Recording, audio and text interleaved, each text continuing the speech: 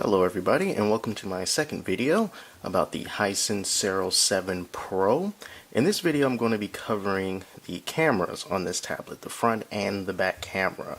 I have a lot of sample photos and a sample video to show you so that you can get a good impression of how the camera quality is going to be on this tablet. So without further ado, let's get to the samples.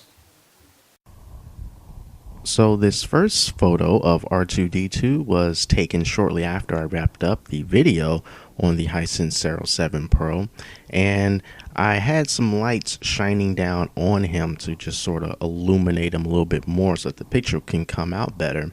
And if you're just looking at R2-D2, I think that, the picture looks okay.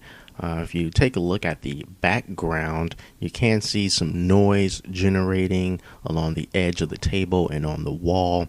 But if you just ignore that and look at R2-D2, although the picture quality is not fantastic, I think in this case it's acceptable for a tablet. This second photo was taken the very next day at around 11:30 in the morning outside. It was a very nice day. It was very sunny, so we didn't have any light problems at all. And the picture of this plant that I took, as you can see, the background is quite blown out. And when I say blown out, I just mean that it looks very, very white. It doesn't really capture a lot of the green and brown of the grass behind it, and there's actually a sidewalk there, but you can't see it. It kind of looks like you're walking right into the bright light that you see before you die. So in this case, camera so far is not faring too well outdoors. This third picture is very similar to the one that I just shown.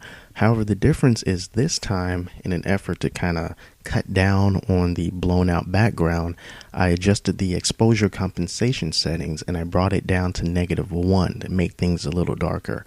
And the result is a background that isn't as blown out as it would be with everything set on automatic, but it does make the image of the plant much darker than I would have liked. It makes it appear as if there's a lot of shade surrounding the plant, and in fact it really wasn't. So in this case, it was more so either let the photo become blown out or have the photo come out to be darker than what I would have liked. So it was a trade-off, but if I had to pick, I would go with this photo. So this is a bit of a landscape photos with the big blue sky and trees in the background. And although the colors are not that bad, if I look really closely, you can see that there are some areas that are not quite focused.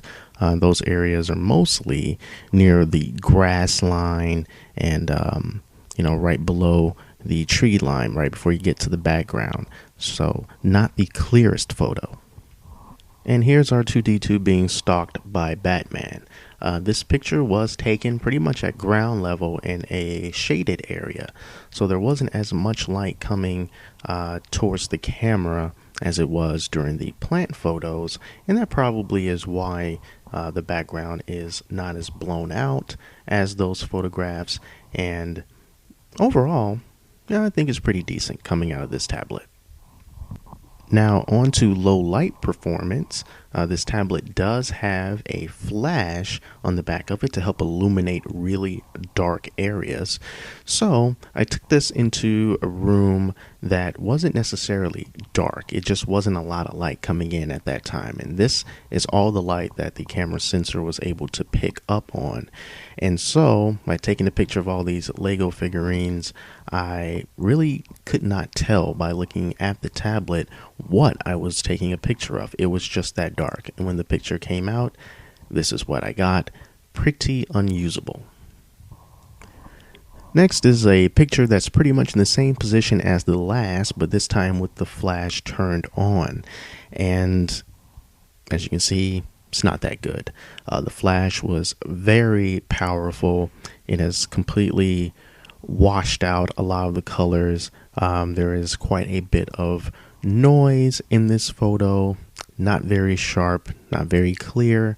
This is not a photo that I would consider using even to put up on Facebook. It's just not a good photo. Here's another example of the flash at work, and yes, once again, is completely blown out the photographs. Everything is very light, everything is not very sharp, and again, not very good if you're going to use the flash in a low light situation. And what's a YouTube video without cats, right? This photo was taken in the same room with the Lego shelf, but it was in an area that had a little more natural light coming in through the window. And this is probably one of my favorite photos, not because there's a cat in it, but everything just seems to be more nicely balanced than the other photos. Can detect just a little bit of noise, but I do like how the whites and the black on the cat are coming out, and the photo is pretty sharp. So my imagining is in natural light conditions that aren't too intense, you may be able to squeak out some reasonably okay photos with this tablet. So now that you have some idea of how the picture quality is, let's take a look at a sample video shot with the rear camera. So this is a sample video. It's being taken with the Hisense Sero 7 Pro. And we're just going to look at some plant life and the like around here. Because down here in the south, nature has taken over this area in particular. So we get a lot of trees, we get a lot of bugs, a lot of nature in general. Coyotes are not out right now, but they will be later. But this will just give you some idea of how the colors are going to look in the video of this camera. The sky is pretty blue right now, and you'll see the streaks of white clouds. I'll give you some impression of what you can look for with this tablet, and you can also check out the microphone quality of it as well. You can take a photo while you're shooting video, so that's also pretty neat. But yeah, this is just a quick sample of the type of video you can expect to squeak out of this. Now, I know a lot of people are going to be wanting to use the front camera for video chats and self-portraits and whatnot, and I have not forgotten about you all. So here are a couple pictures I took using the front-facing camera. So there you have it, some sample photos and a sample video coming out of the Sero 7 Pro.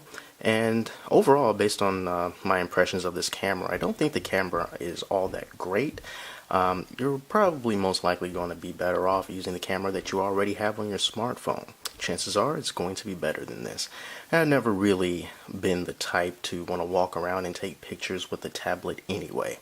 So while I am glad that it does have a front and a rear camera, in a everyday practical use, you're probably not going to get too much out of it, but it is still decent that we were able to have that option available to us. So I hope that this helped you out, and as usual, if there's anything else you would like for me to test on this tablet, just go ahead and leave a comment in the description, and if I can, if time permits, and if I have the means, I'll try to get that video up as soon as I can. So until next time, this is Jeremy, and I'll see you.